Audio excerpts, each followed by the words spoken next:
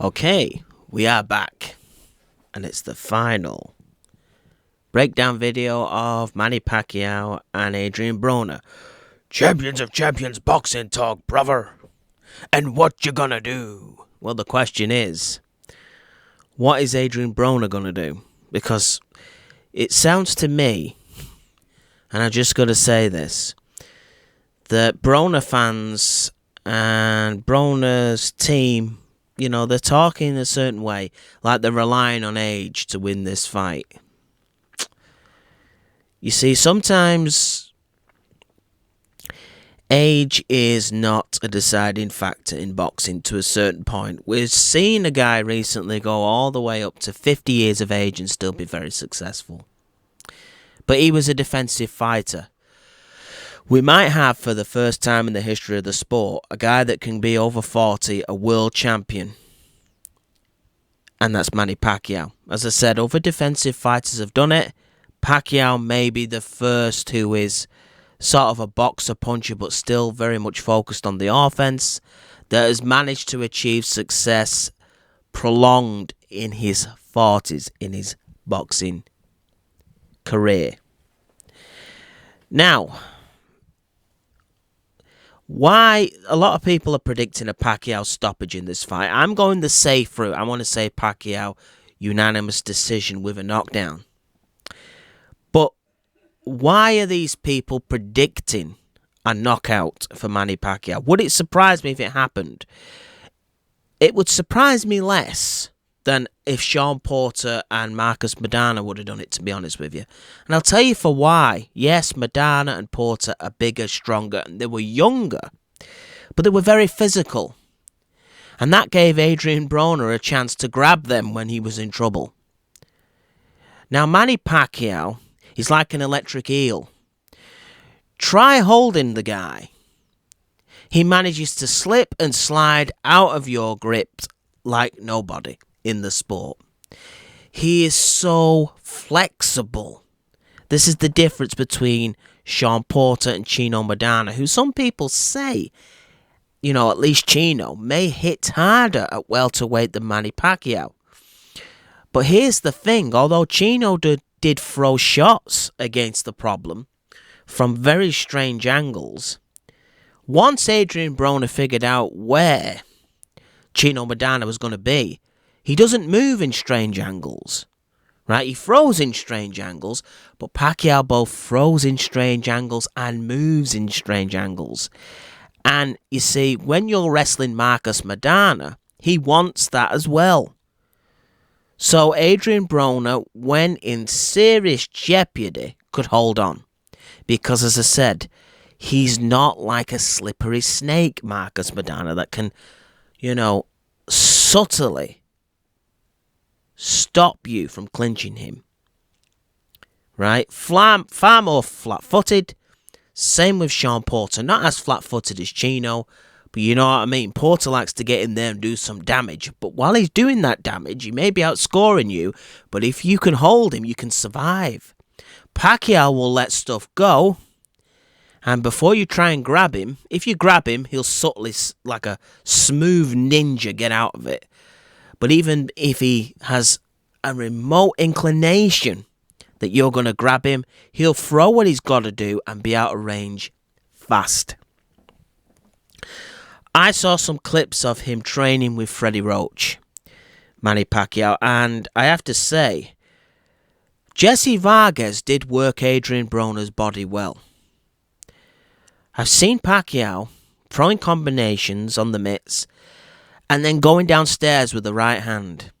I've also seen Manny Pacquiao in this training camp throw a combination and end with a left uppercut. That is the shot that can land on a shorter guy. It's harder to land on a taller guy for obvious reasons. You have to punch so far up that, as Chris Algieri found out, you can only hit him on the chest, not the chin.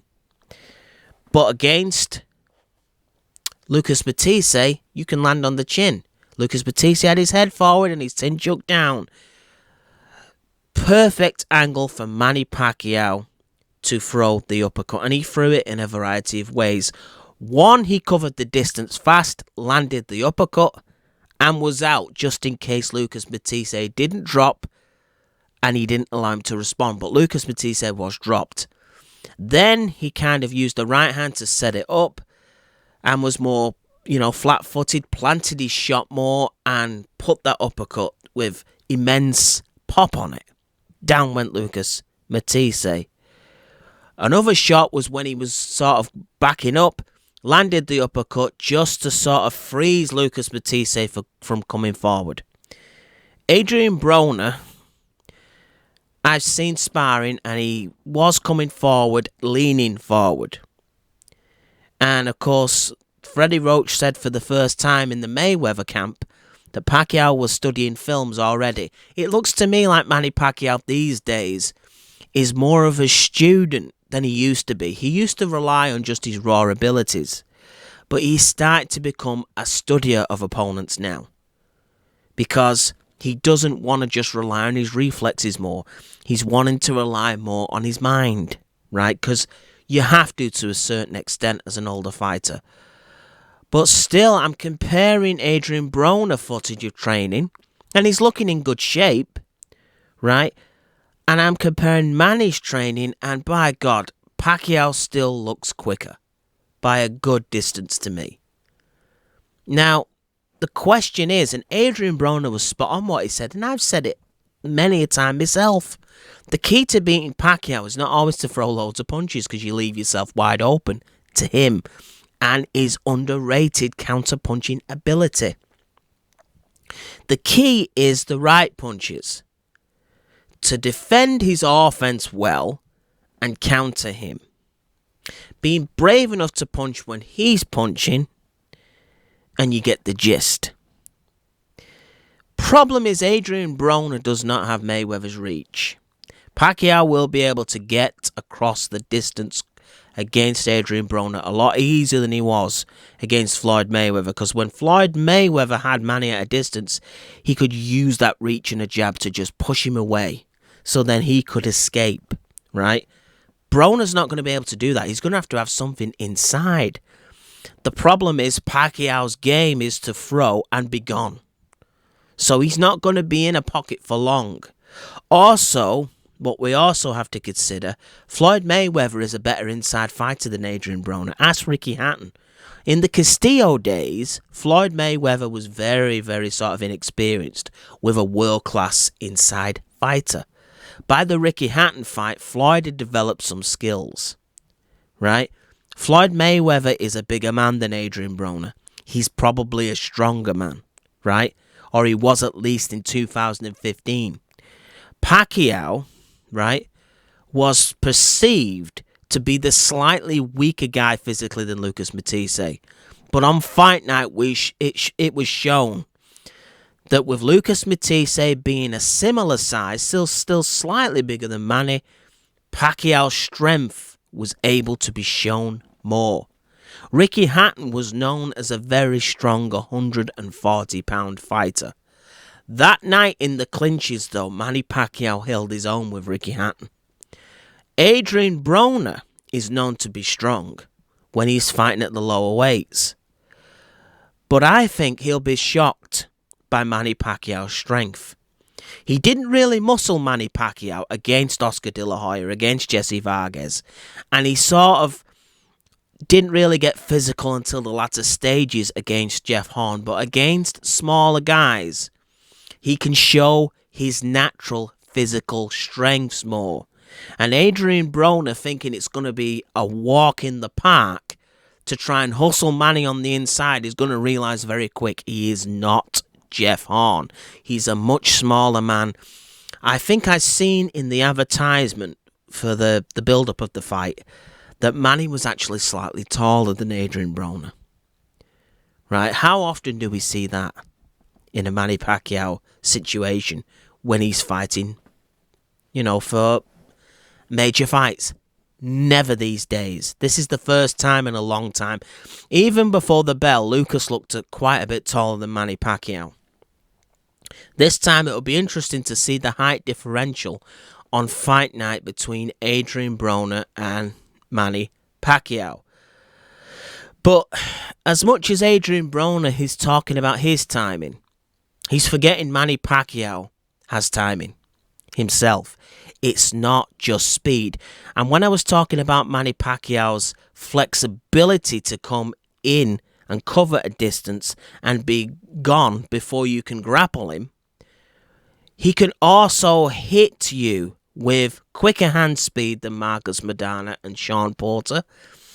And he can hit you with multiple shots. They may not carry the one-punch concussive power at the welterweight division, but 2 Manny Pacquiao punches in succession is probably harder than 1 Marcus Maidana punch. Pacquiao is capable of landing successfully 2 to 1, and he's a more varied puncher. As I said, Chino Maidana is the physical guy, the bigger guy.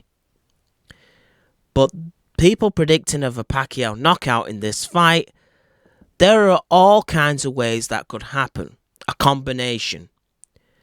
Sustained punishment.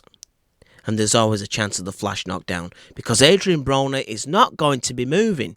Whether he's in defensive mode or not, sooner or later, Adrien Broner, whether it's in offense or defense, will be kind of flat-footed in front of Manny Pacquiao, either on the ropes or coming forward, right? So, in a sense, the feet are sort of similar to what Lucas Matisse offered Pacquiao. I know Lucas is thinking all of defense, and once you kind of back Lucas Matisse up, his offense sort of dissipates, right? But still, nonetheless, people are forgetting one thing. There was a big focus on Floyd Mayweather's defense v Pacquiao. What helped that defense, what knits everything together, was Floyd's footwork. Speed-wise, it was comparable. Movement-wise and placement-wise, it was arguably better. Defensively, to get away when Floyd landed his one accurate jab or punch or whatever he was doing, that knitted all the rest of Floyd's game plan. His feet.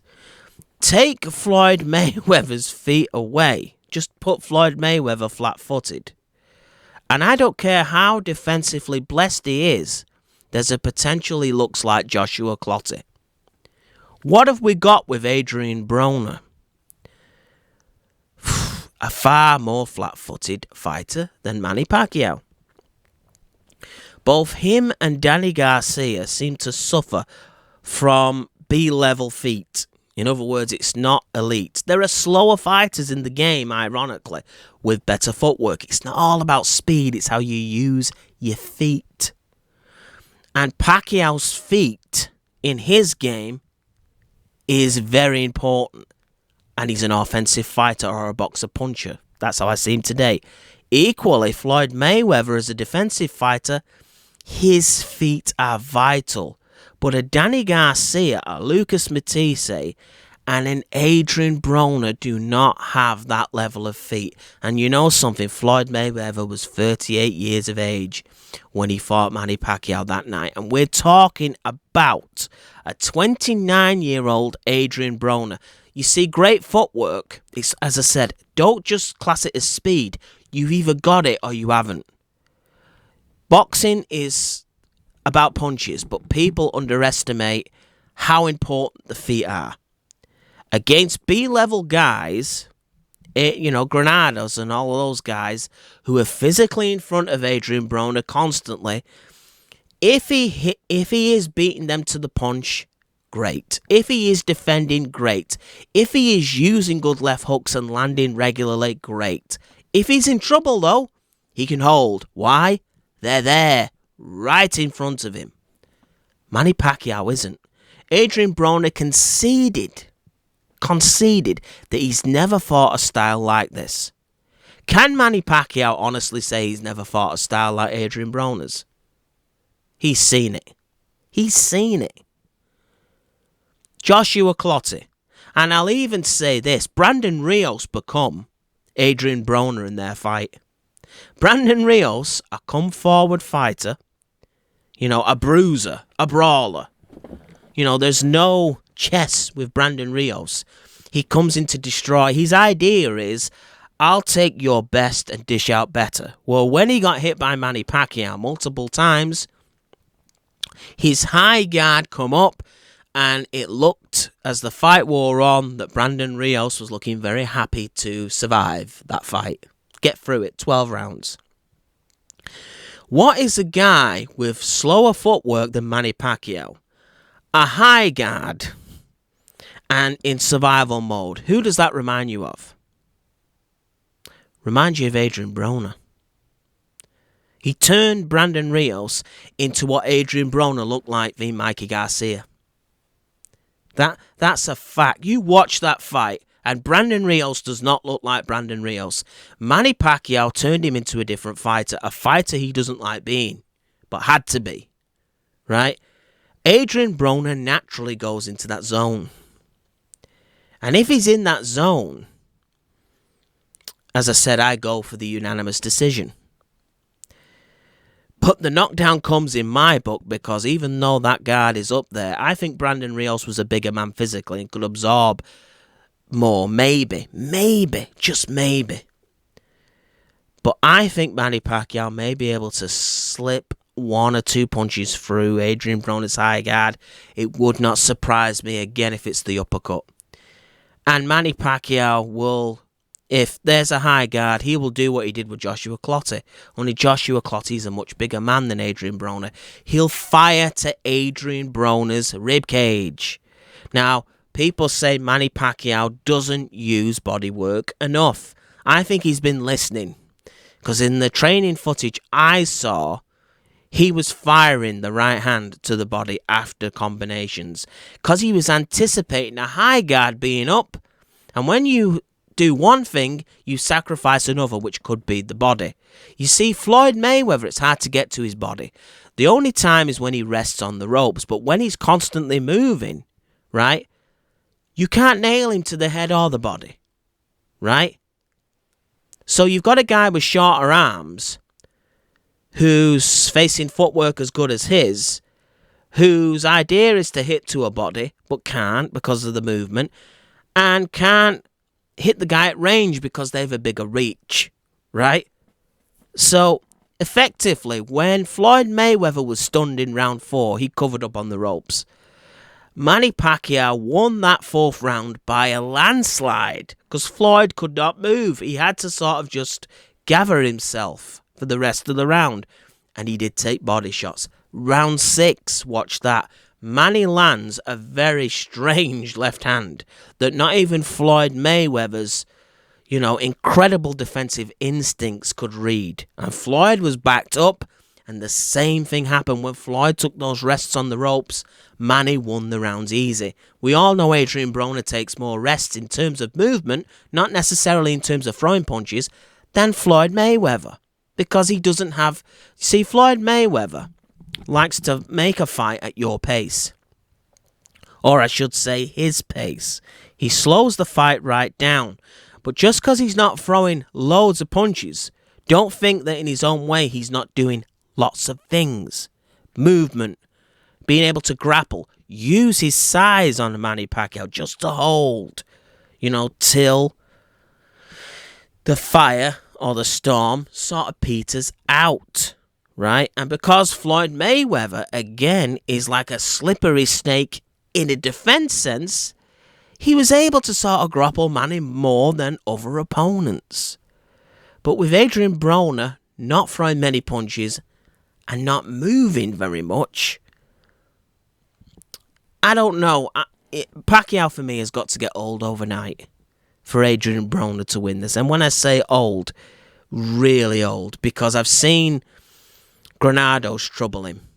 And I wouldn't fancy Granados v Manny Pacquiao. Let's face it. I know styles make fights, but I think Manny Pacquiao would hurt Granados. Jesse Vargas was busted up, dropped against Manny Pacquiao, and even though he had the reach on Manny Pacquiao, was outboxed and struggled to deal with Manny Pacquiao, who didn't need to be so active in that fight. But he was in and out, landing. Again, the right jab was key in that fight. Watch Adrien Broner v Jesse Vargas. He's right there in front of Jesse Vargas. Adrien Broner is struggling with Vargas' bodywork and Jesse Vargas' hand speed and accuracy. If he thought Jesse Vargas' hands was fast, well, I don't know what to tell you come January 19th. Mikey Garcia, a supreme boxer, schooled Adrien Broner. Schooled him, put him into defense mode completely. Yes, he hurt Mikey Garcia with a body punch, Adrien Broner, late on. But Mikey Garcia is a smaller guy at the moment than Manny Pacquiao. He's a less physical guy than Manny Pacquiao. So it's going to hurt him. I don't think that same thing would hurt Manny Pacquiao. Adrien Broner has got to find the perfect punch. And again, I don't think he's the technician Marquez is. Because Marquez, you've got to be brave to put yourself in the position to land that shot. Marquez, was willing to fire when Manny was firing and when Manny stopped, to not give Manny time to reset or to get into his rhythm. He was constantly hitting Manny. Manny had to reset. Floyd was resetting Manny Pacquiao. You see, everybody has got a plan until they get hit. Maybe Adrien Broner will come out with all guns blazing early. When he gets tagged, what then? Does he do the same things again? Because he can't fight the same way he fought before. He has to have something different in this game. The question I've got for you in this fight, what is Adrien Broner going to do different? Right? And please, don't go from your imagination of what you want to happen. Tell me what he has to do, and will he do it? See, I've heard this with Chris Eubank Jr., and I've done it myself. Oh, he'll do this, he'll do that. And on the night, he gets hit, and he reverts back to type, swinging just like a wild man and being technically exposed, right? The occasion is important as well. The perception is Adrien Broner has never fought a guy on this level before. This is the best fighter he's ever fought. Will he rise or will he fall? Do I think it matters? I don't think it matters. I think he can rise. I think this is a style Manny Pacquiao has got nailed down, to be honest with you. Again, age can defeat Manny Pacquiao. Of course it can. But we're depending on age, aren't we? We are depending on age. And some people look great for their age. It's just a fact. Some people genetically just blessed. I think Manny Pacquiao could be one of them. Right? But this style, Adrien Broner, Manny Pacquiao can avoid Adrien Broner's hand speed. He can block Adrien Broner's punches. He can counter Adrien Broner. He can hit a man when they have let their hands go. Counter them perfectly. He can outwork a man that just shells up. We've seen him defeat a Ricky Hatton. We've seen him defeat a Joshua Clottey. Adrien Broner, pick your poison. Which one are you going to be? Because I think either one loses. If he comes out like a Ricky Hatton, he leaves himself exposed. Trying to go for gold, he'll end up getting smashed by silver. Defending, he may get through the fight. He has to be careful he's not doing too little in this fight, though, Adrien Broner, because his corner may pull him out. And there is a fight that bothers me, and it's not the Sean Porter or Marcus Maidana fight. It was the Paulie Malinaggi fight.